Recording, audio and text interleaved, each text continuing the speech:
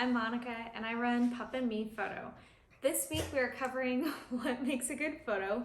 If you hear a little grumpy bear noises, that is my dog Sasha. She is feeling really good today, so um, anyways, so what we're going to be covering is what makes a good photo. So we're not going to be covering like textbook type stuff like rule of thirds, all that technical stuff that you can learn in a high school photography class. I want to cover stuff that I use while I'm doing my photo shoots and items that I find that increase the professional look of my photos. Okay, so the first thing I use is I use leading lines. So what can we use as a leading line? There's so many leading lines out in nature. So the most obvious one is a trail. You can use a trail that leads your line to the subject. So you want to put your subject on the trail and that naturally draws your eye to the subject and it just makes a really good photo. So you can use flowers. There's if you've ever been to like a flower farm, there's natural leading lines there, tons of leading lines out and about, and you'll just, once you start looking for them, you'll notice them more and more and use them in your photography. The next thing I like to use is foreground. So what is foreground? So foreground, let's say this is my foreground. A rainbow. Not really wouldn't be a rainbow in real life, but anyways, foreground, here's me, and then background is Joshua Tree, okay? So foreground. If you don't have foreground, it's just kind of boring, right? So I like to use bushes as foreground.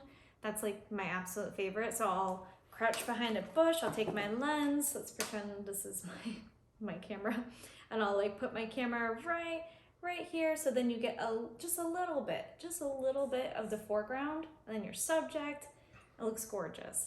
So I like to use foreground to just kind of help frame the photo, add some more interest to the photo.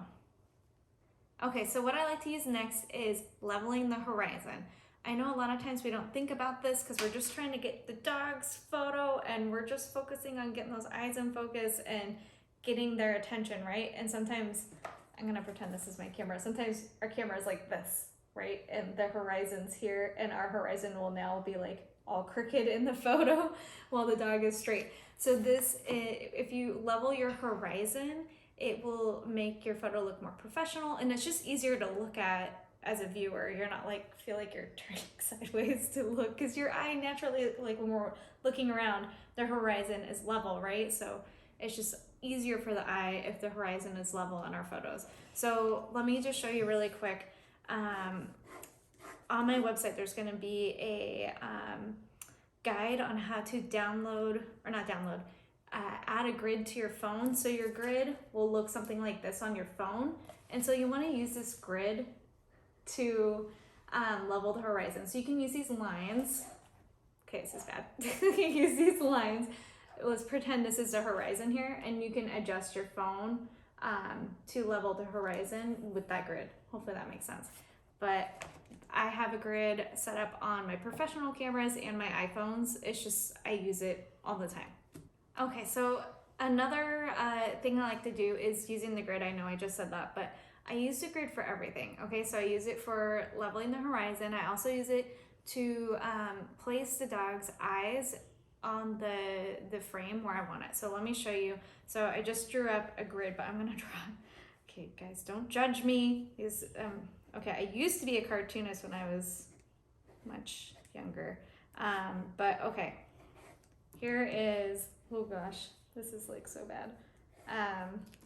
Just gonna draw this. Okay, so you can see the grid lines here that I drew, right? There's the grid. And then I try to place the dog's eyes on the top part of the grid. If you can, I like to actually get them right on these corners right here. And then that just draws your eyes to that top part and it feels like they're looking right into you.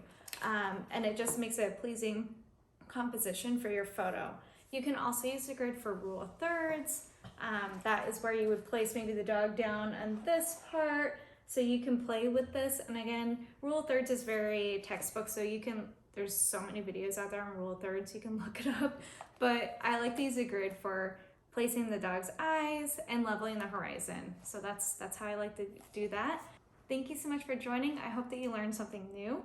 On my website, there is a guide on covering what we just covered, and also there is a how-to on how to add the grid to your iPhone. So if you don't know how to do that, there are steps on my website, and I'll link that right down below, and we'll catch you next time. Thank you.